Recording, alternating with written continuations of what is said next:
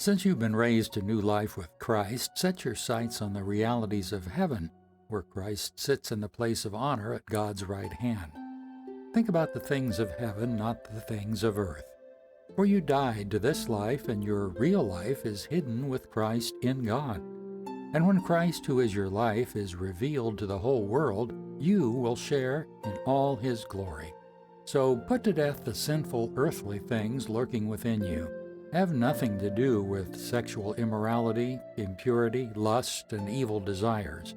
Don't be greedy, for a greedy person is an idolater, worshiping the things of this world. Because of these sins, the anger of God is coming. You used to do these things when your life was still part of this world. But now is the time to get rid of anger, rage, malicious behavior, slander, and dirty language. Don't lie to each other, for you have stripped off your old sinful nature and all its wicked deeds. Put on your new nature and be renewed as you learn to know your Creator and become like Him. In this new life, it doesn't matter if you are a Jew or Gentile, circumcised or uncircumcised, barbaric, uncivilized, slave or free. Christ is all that matters, and He lives in all of us. Since God chose you to be the holy people He loves, you must clothe yourselves with tender-hearted mercy, kindness, humility, gentleness, and patience. Make allowance for each other's faults and forgive anyone who offends you. Remember, the Lord forgave you, so you must forgive others.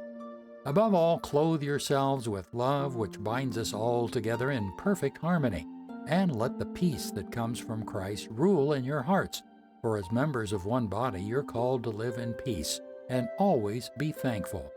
Let the message about Christ, with all its richness, fill your lives. Teach and counsel each other with all the wisdom He gives. Sing psalms and hymns and spiritual songs to God with thankful hearts. And whatever you do or say, do it as a representative of the Lord Jesus, giving thanks through Him to God the Father. Wives, submit to your husbands as is fitting for those who belong to the Lord. Husbands, love your wives and never treat them harshly. Children, always obey your parents, for this pleases the Lord. Fathers, do not aggravate your children, or they will become discouraged. Slaves, obey your earthly masters in everything you do.